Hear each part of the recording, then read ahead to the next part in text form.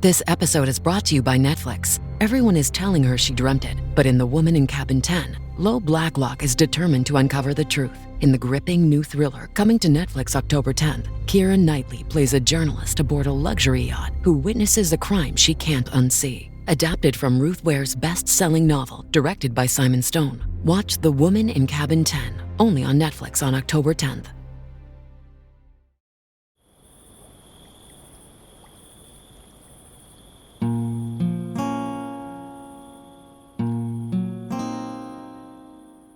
Previously on The Girl in the Pond. Hazel came from a dysfunctional family. Investigators tried to get information from Hazel's family. He mesmerized her, or what you call hypnotized my Hazel, and she did whatever he asked of her. He took her out there while she was under his influence and murdered her. 'Tis the last rose of summer left blooming alone. This is The Girl in the Pond, Episode 5, The Third Degree and the Fourth Estate. This episode contains subject matter that may be disturbing to some people, so please listen on with care.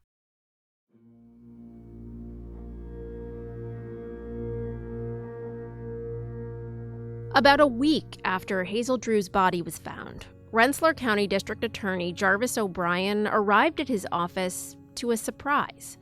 Several anonymous letters had been left on his desk. Here's how the Times-Union reported it. District Attorney O'Brien received in his mail late today a number of letters which contained clues as to the friends and intimate acquaintances of Hazel Drew, the young girl who was mysteriously murdered and whose body was found floating near Teal Pond in the vicinity of Averill Park last Saturday. The district attorney places so much importance on this information that he has decided to postpone the inquest until after these clues are run down and the people mentioned are interviewed. O'Brien usually spoke to reporters throughout his workday. They'd hang out outside his office, hungry for updates on sensational cases. He was unusually tight-lipped that day, though. Here's what he told a reporter from the Evening World about what was in the letters. Hazel Drew met a man at the depot. They drove to Averill Park. He returned the livery wagon after midnight. He refused to say more.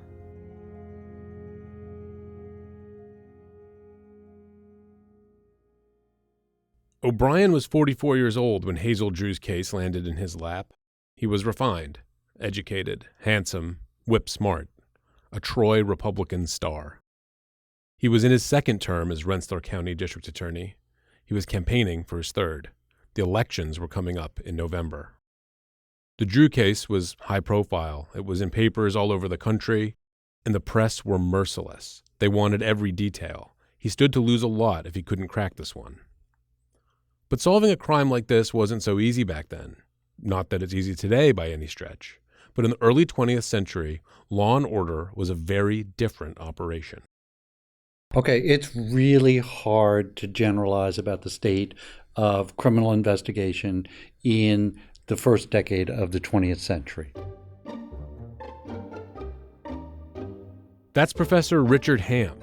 We visited him at the State University of New York at Albany. He's a legal historian. He studies the interaction of law and society in the 19th and 20th century United States. Crime and the history of criminal trials in particular. All law enforcement at this period was local. There's no such thing as the FBI. There's compartmentalized law enforcement. I took one of Professor Ham's classes in college and was hooked. I knew he would be the perfect person to put into perspective for us what Jarvis O'Brien was facing with this investigation in 1908. Police forces, say 1900, police forces are 50 to 60 years old at this point. And they start in America in the urban areas. The police forces that are built are basically built to control disorder. They're not built to investigate crime. They're built to round up drunks on Friday and Saturday night. They're built to keep tramps moving out of your city. They're built in places that are worried about race to control black people. Basically, Ham is saying in a city like Troy, policemen were hired for being burly guys who could wield clubs. Investigating crime was not in the job description. That was for the highfalutin detectives of private agencies like the Pinkertons. It would eventually become a police duty, though, thanks in part to a very famous fictional detective. But how do you know about them? Elementary, my dear Watson. This man has been dead for at least 2 hours.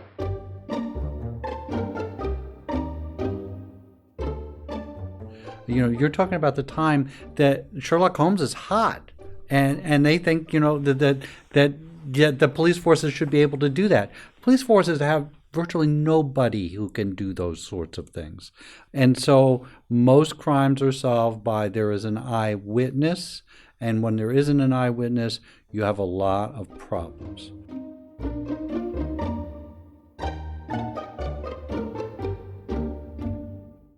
When it came to investigating witnesses, what the police were usually best of doing was torturing somebody into a confession. I'm looking for a generic word for this, but this is really what they did. There's something called the third degree. They beat people up, and people confessed. And we know about torture that it basically produces false confessions. So if the police want to fix a crime on somebody, they can easily use confessions to do that.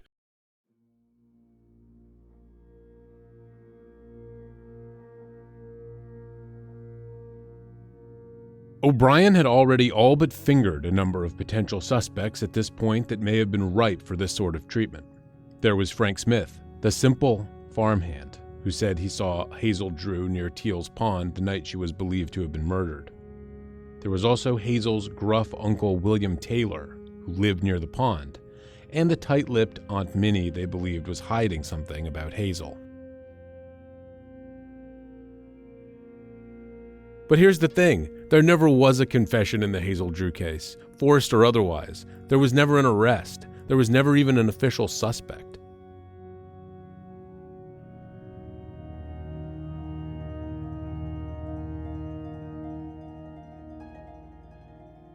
Jarvis O'Brien was doing a lot of the interrogation himself. He did put a few of his employees on the case to help out. William Powers, Louis Unser, and Duncan Kay. They weren't police officers. They were county detectives.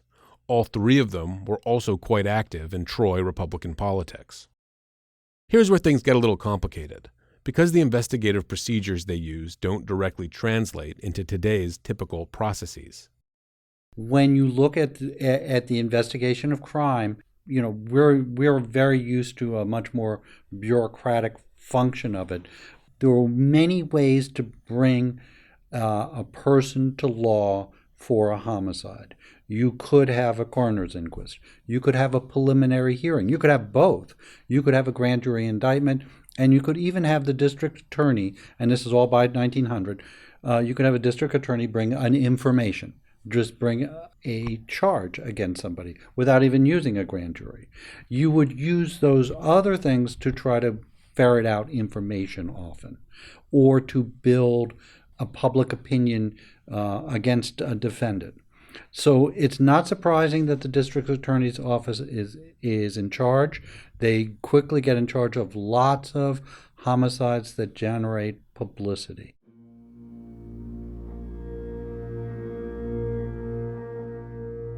O'Brien and his detectives were gathering evidence for a coroner's inquest, not a grand jury or a criminal trial.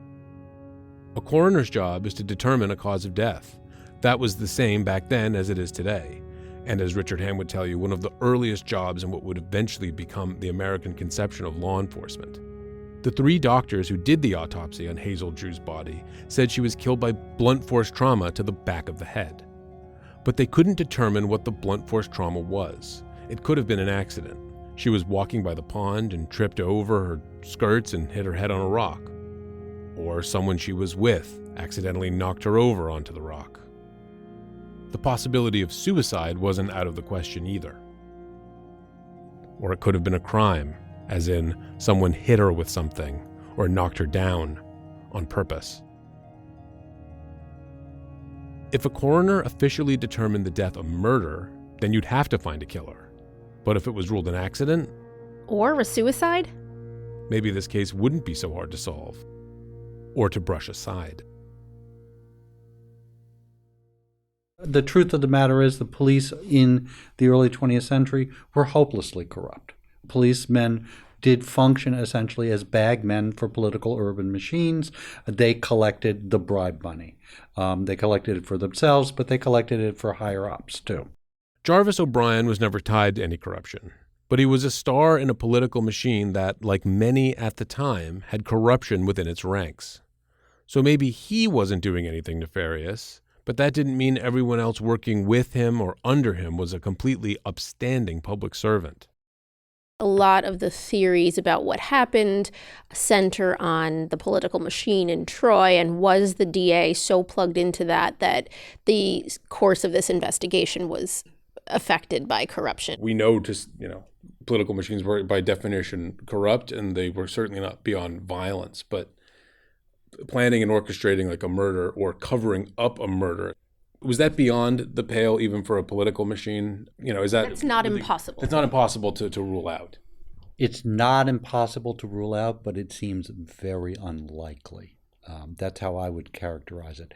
I would think it would be much easier to have fixed on a fall guy.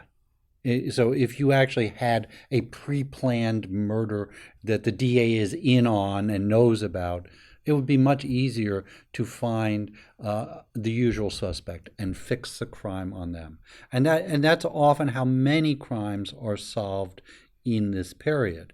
So think of something famous like Lizzie Borden. I mean, the problem why Lizzie Borden isn't convicted is who Lizzie Borden is. She's a WASP woman of the upper class in an industrial city, and when they think of a murder being committed with an axe, actually a hatchet, they think immediately of a lower class person. Maybe it's Bridget the Irish servant, but it's much more likely. The first people they think are the people are the bottom of the ethnic totem pole in Fall River, the Portuguese who come from the Azores, who are there to work in the mills and on the farms. It must have been a Portuguese. So if the machine was going to cover up a crime, the easiest thing to do is to have somebody to blame and to find somebody.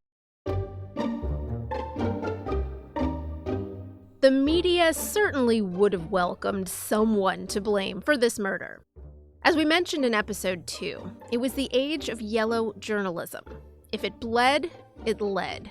And someone's got to hang for the murder of a beautiful young woman. There were dozens of papers in Rensselaer County and dozens more in the larger Albany-Schenectady capital region. And when something really juicy happened, reporters from New York City and beyond would come into town, ravenous for a scoop. The press has a love-hate relationship with the police, and the police have a love-hate relationship with the press.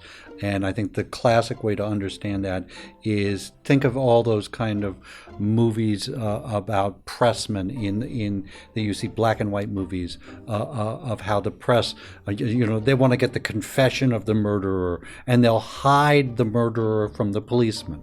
The pressmen are fast-talking, kind of morally compromised, but they portray the police exactly the same way. The police do not have a good image. The police have a very bad image. They're thought of as brutal, but necessary to control the lower and dangerous classes, but also as being corrupt. And that would filter into any story where the police don't make any progress. And the press were always, here we have a murder. We have a murder of a young woman. Why haven't the police solved this yet? Every character in this story, from Jarvis O'Brien and his detectives to Aunt Minnie to the farm boy Frank Smith, was hounded by dozens of reporters nearly 24/7 for weeks.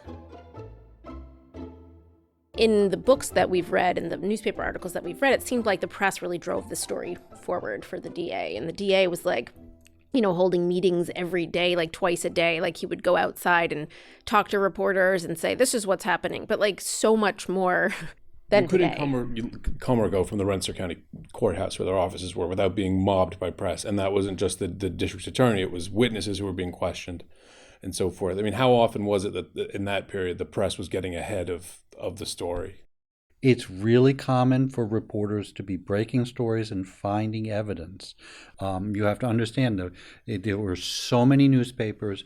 They were so hungry for copy, and crime sold.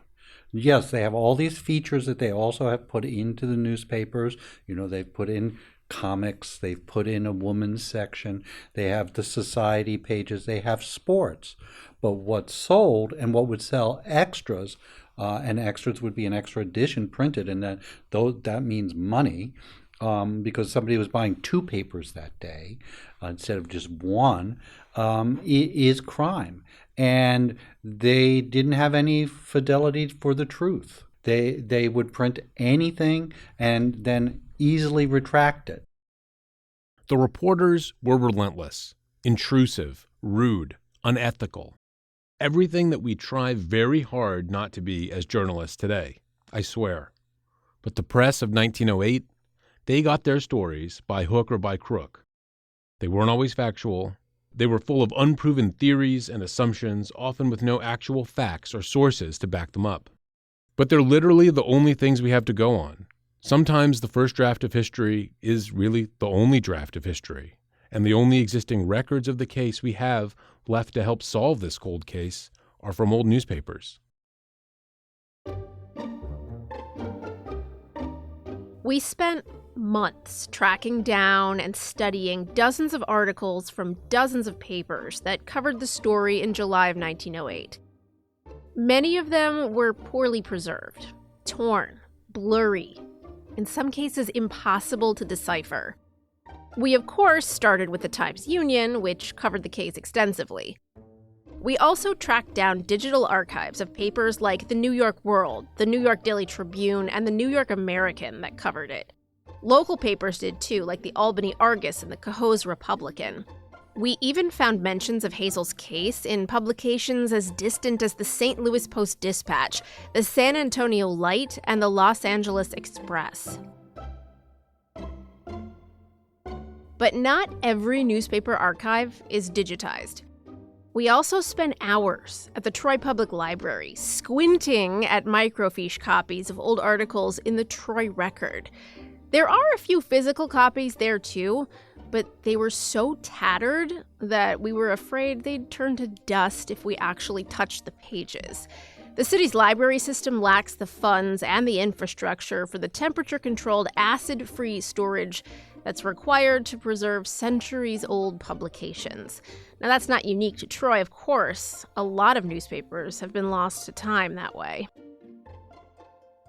But we were lucky. Coverage of the case was daily in many of the papers that we found. Professor Richard Ham says that tells you as much about the journalism itself as the audience who consumed it. Here you have ultimate violence. You have a homicide, a human being killed.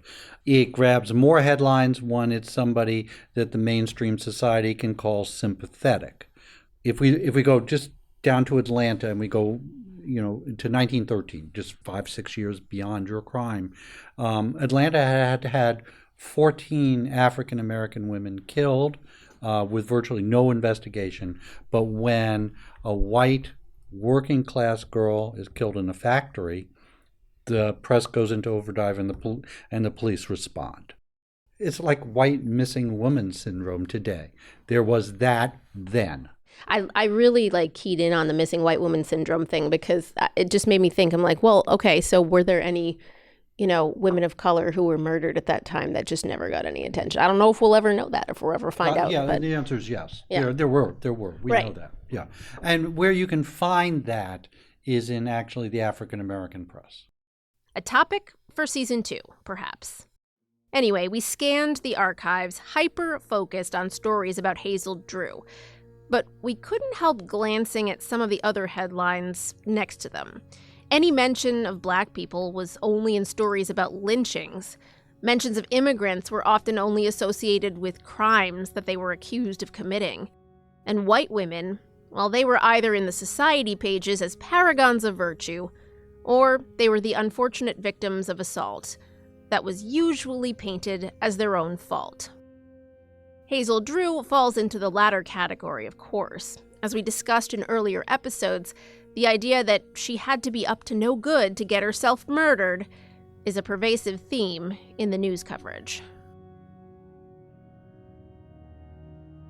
While there were all sorts of wild and at times baseless accusations in the press about Hazel's lifestyle and the way she was killed, it was also members of the press that gave investigators some major breakthroughs in her case.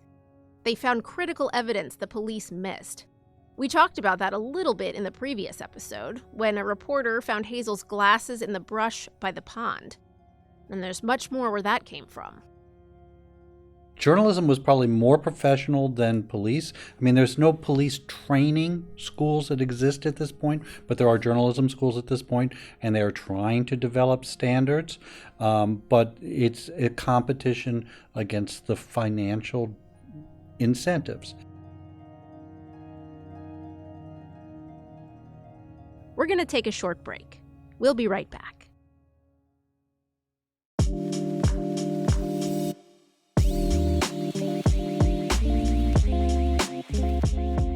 The decisions made at the state capitol in New York impact all of us, from our property taxes to the cost of health care or our civil rights.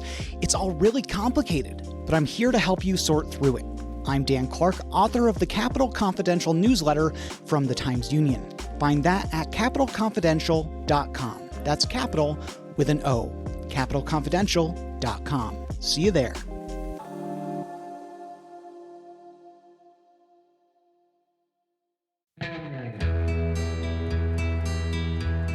Schoharie County Sheriff's Office and New York State Police Patrols responded to a motor vehicle crash at the intersection of State Route 30 and State Route 30A in the town of Schoharie.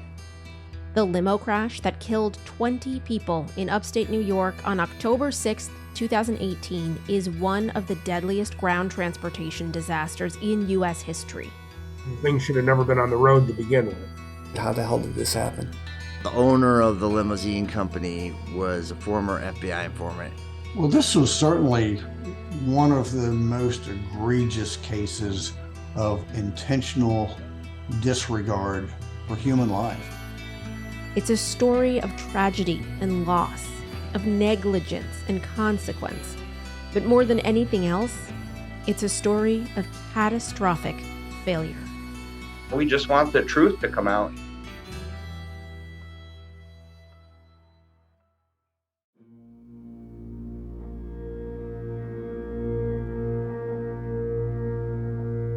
You're listening to The Girl in the Pond.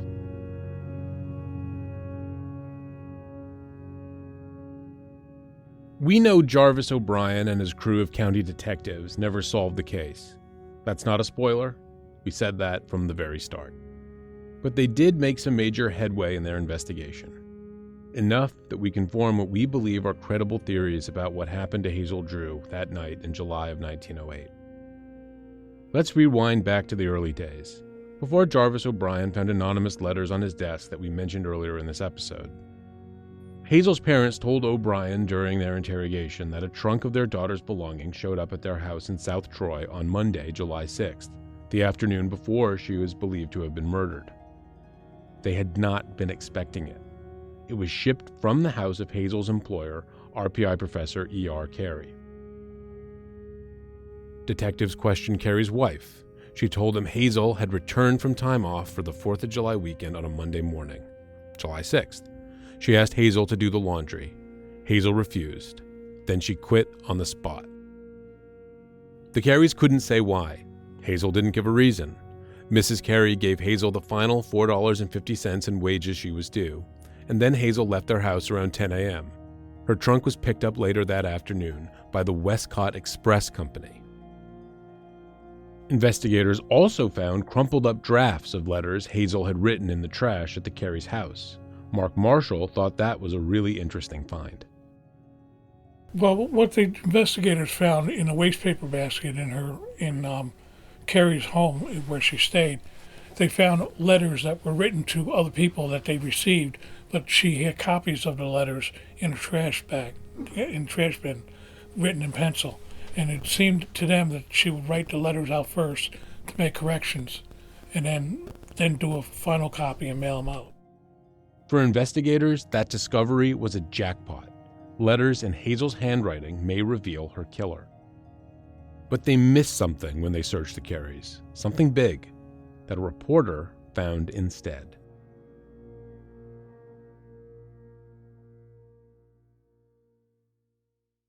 Back in the early 1900s, at least in the newspapers we looked at, there was very rarely a byline on stories. That is, the reporter's name was not printed with the story.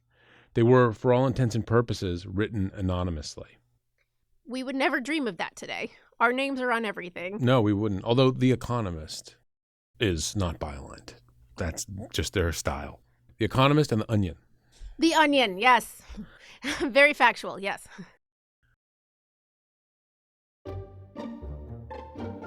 But there was one reporter at the time who everyone knew. William Montgomery Clemens. He wrote for the New York World, Joseph Pulitzer's daily newspaper, one of the biggest in the age of yellow journalism. It had 1 million subscribers, and it was filled with stories of salacious scandal and sex. Clemens was 48 at the time. He claimed to be the nephew of Mark Twain, something that many in genealogy circles have disputed. He was pompous, arrogant, but he was also really good at his job, writing stories that sold papers. If the murderer of Hazel Drew escapes the penalty of his atrocious crime, Rensselaer County citizens will have official inactivity to blame. Promptness and thoroughness have been sadly lacking in the efforts of Troy's authorities to unravel the mystery. The New York World touted him as an expert in criminology.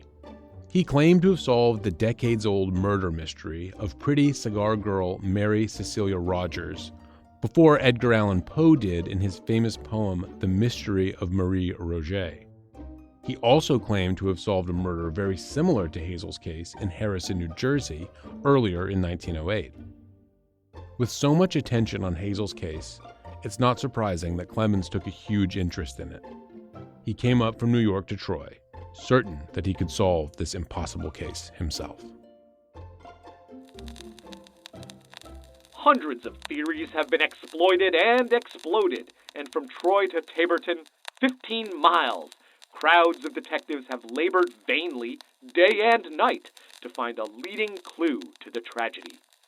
Yet today, not one official can say positively as to the manner of Hazel's death. And why? First, because 4 doctors failed to determine if Hazel Drew was murdered for the same reason Billy Brown was slain, or to learn if the girl's apparel did not betray signs of the manner in which she expired. And second, because an overcautious district attorney did not break at once the obstinate silence of the victim's relatives and friends. He missed the mark on some things. At one point, he was convinced that the doctors who performed the autopsy on Hazel were wrong about her cause of death. He believed adamantly that she had been strangled by her pink corset ribbon. The doctors were equally adamant that strangulation was not the cause of death. Without a known motive, without positive assurances of why the girl was slain, easily ascertainable from a careful autopsy, detectives, willing, but at sea, have lost almost 2 weeks of time in their search for the murderer. But Clemens made a few important discoveries the police had missed. She was getting ready to quit the Carries. She also took a hat box and she destroyed different articles and photographs that she had of her past life, like postcards and stuff, that places where she visited. She tore them up and put them into the hat box and put the hat box down in the basement to be incinerated. And William Clemens a week later is the one who found that one. The police didn't even know that was there. What Clemens and later investigators found in that hat box led to some big breaks in the case. How are we feeling about the ethics of the journalism of William Montgomery Clemens? Because it kind of makes my skin crawl a little bit. Yeah, I mean, it's gross. It's not how reputable papers behave, but seemed like par for the course at the time. It did shake the leaves loose from the trees, as we say, a little bit. I mean, the dynamic of the police being what they were at the time, not these seasoned Sherlock Holmes type detectives and the resources that they had. Would anything have developed in the case if the journalists hadn't been slightly unethical? It makes my skin crawl. I think on balance in the larger scheme of things, maybe, and he did find things that the police had missed. Yeah, and the idea that you would in a case like this, that you would throw things at the wall to see if they stick, and then be like, oh yeah, well that wasn't true, or just ignoring it or whatever, as a method of operating as a journalist. Well, I think she got killed with her corset string. I'm just gonna put that out there and see what happens. Yeah, trying to fit the facts around the story is something that happened all the time. Also, there's just even in that little detail, you're playing into something dark and speculative that for whatever reason he has it in his head that this is the way it happened because it fits in with the conception of how he saw her or sees women or what he thinks his prurient-minded readers might want to hear about. Whatever sells papers, man.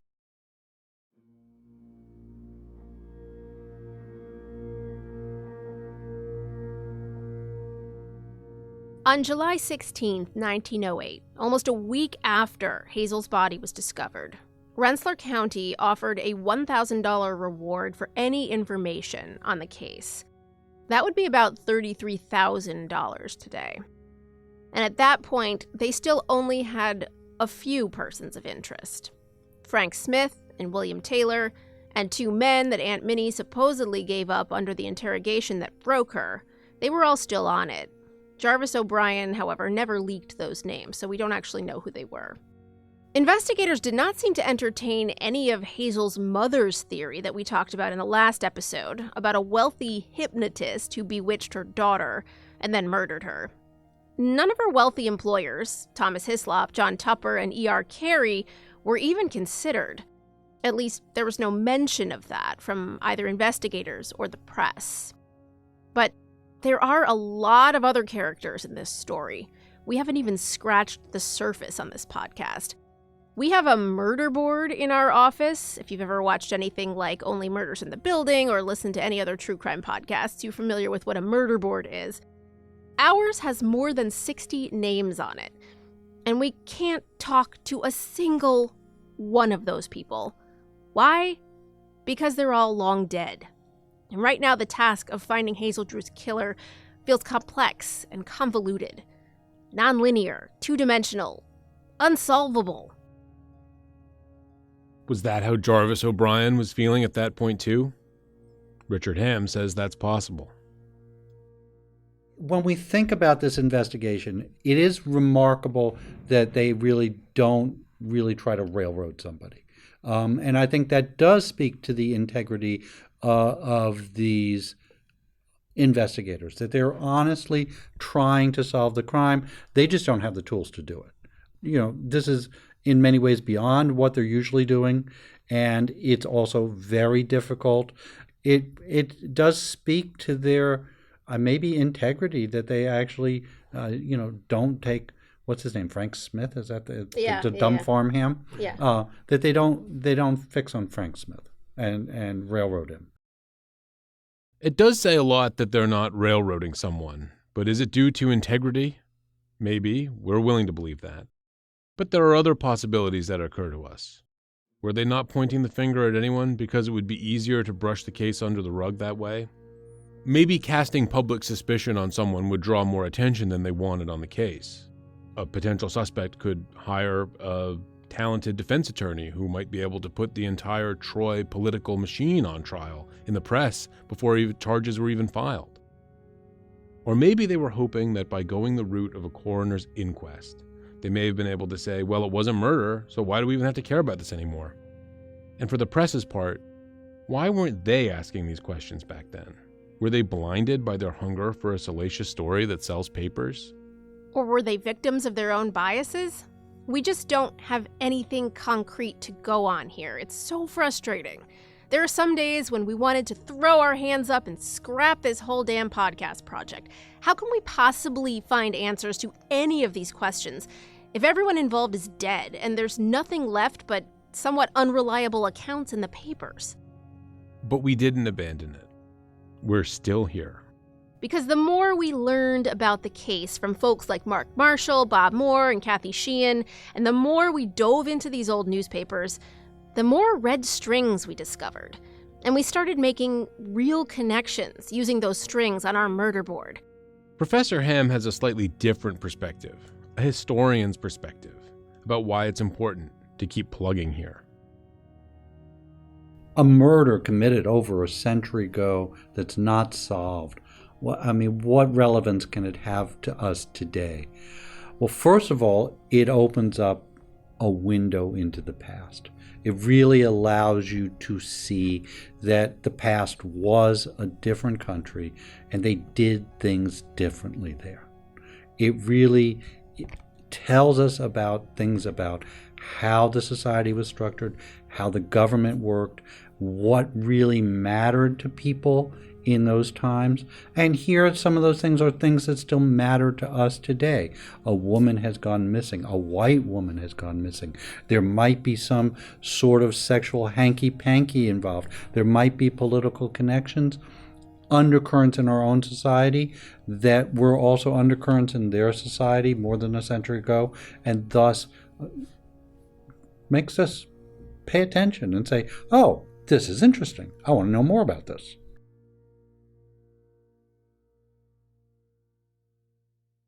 And indeed, there is much more to know about this case. And a lot of it has to do with what we know about Hazel's final days alive in July of 1908. That brings us back to the anonymous letters left on Jarvis O'Brien's desk. The letters were all unsigned, and it wasn't clear if they were from one person or from multiple people. But they were all very specific. Jarvis O'Brien said they contained information about a man who picked Hazel up the night that they believed she was murdered. He'd rented a carriage from a livery in Troy, and he returned the carriage alone later that night. This detail would come to play a huge role in what would soon develop in the investigation. The anonymous letters that were on his desk. Yeah. Who do you think wrote those? I don't know. Just people who are trying to get involved, maybe.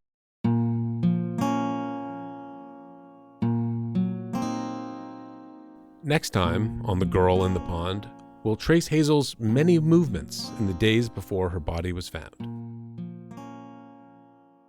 Why did she put that suitcase in the locker in Union Station? She clearly was going someplace. What's that all about? That's weird. Why didn't you take your suitcase with you if you're planning on going traveling someplace? On the way back up, they saw a couple dudes next to the pond that they ended up finding her in. 'Tis the last rose of summer left blooming alone. The Girl in the Pond is a production of the Times-Union. It's produced by Jessica Marshall and Patrick Tyne. Written and edited by Jessica Marshall. Editorial direction and fact-checking by Erica Smith and Casey Seiler. Production help from Daniel Roberts, Sarah Diodato, and Mike Goodwin. Special thanks to Tony Pallone, Kathleen Moore, Steve Hughes, and Rick Marshall for lending their voices. Our theme song is The Last Rose of Summer, written by Thomas Moore. Musical arrangement by Matthew A. Streifert. Vocals by Josephine Diodato. Additional music supplied by Lionel Cohen and Francois Couture via Getty Images. To leave thee, thy lone one, to pine on the stem, since the lovely are sleeping. Go sleep thou with them, thus kindly I scatter thy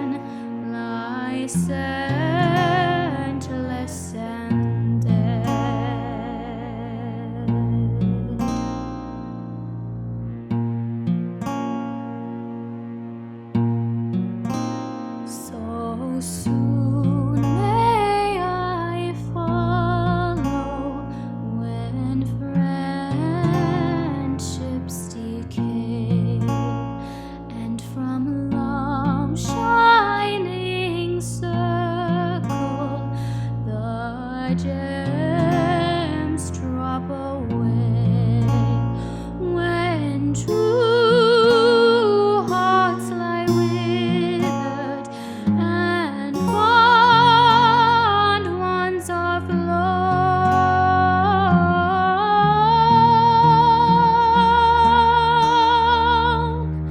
Oh, who would inhabit this place?